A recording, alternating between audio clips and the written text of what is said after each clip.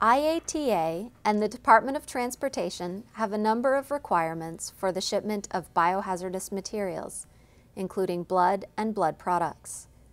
The first requirement is that the material be contained in a leak-proof vessel, such as a blood collection tube, cryovial, or centrifuge tube. An absorbent material capable of absorbing all the liquid in the shipment must be included with the specimen. This absorbent material may be in the form of a sleeve. The absorbent material, along with the primary vessels, such as the collection tubes, must be placed in a secondary leak-proof container. That secondary container may be an airtight canister or a sealable poly bag. That container can then be placed directly on a layer of dry ice in your shipping box.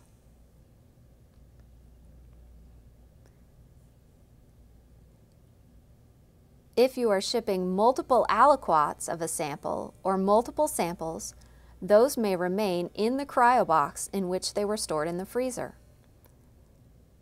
That box must be placed in a secondary leak-proof container, such as a bag containing an absorbent sheet.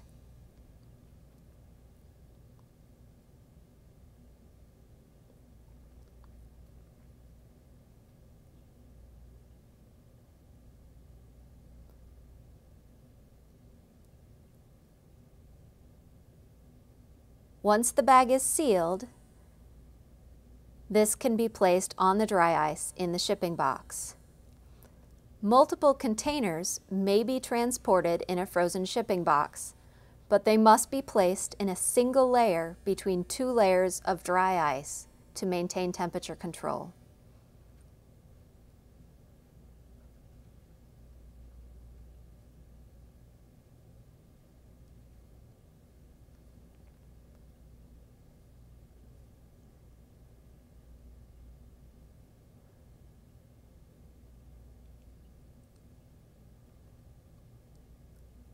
Apply a second layer of dry ice over the specimen containers.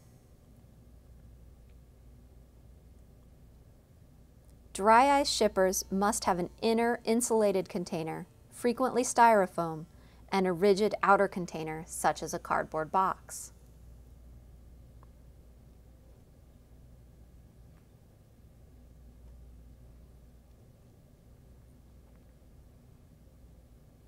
Be sure the containers are completely covered with the dry ice.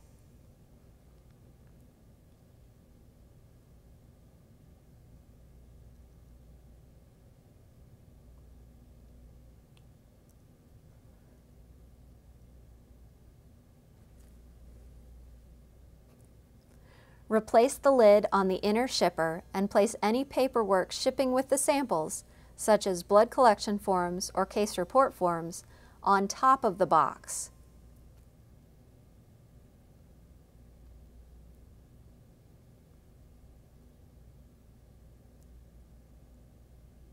Tape the box closed securely.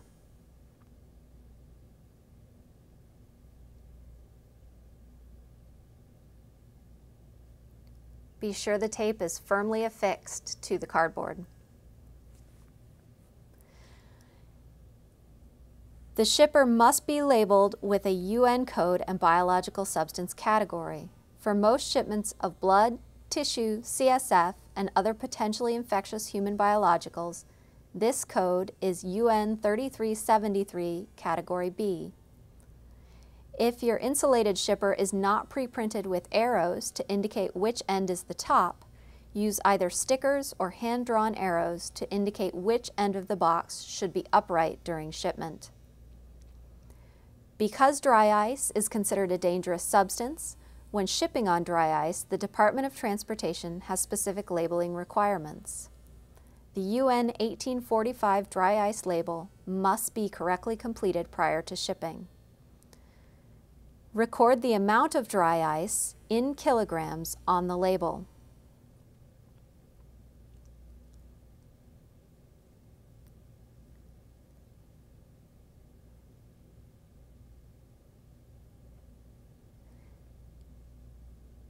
The shipper and recipient addresses must also be written on the label.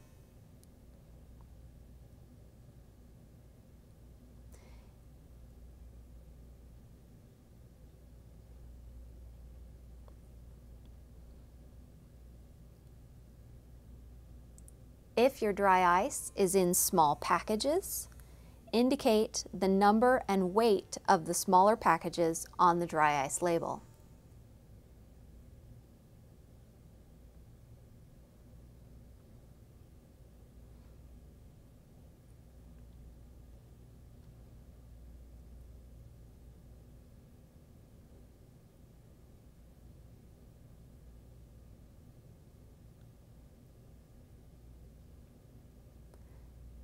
Dry ice must be declared on the dangerous goods section of the carrier's waybill.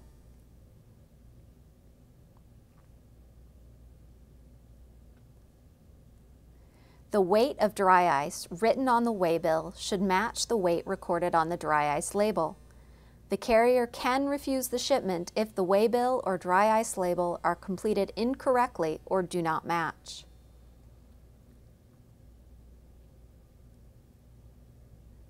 When shipping frozen samples, it is particularly important to clearly write the phone number and contact information for the person to be contacted should something happen to the shipment.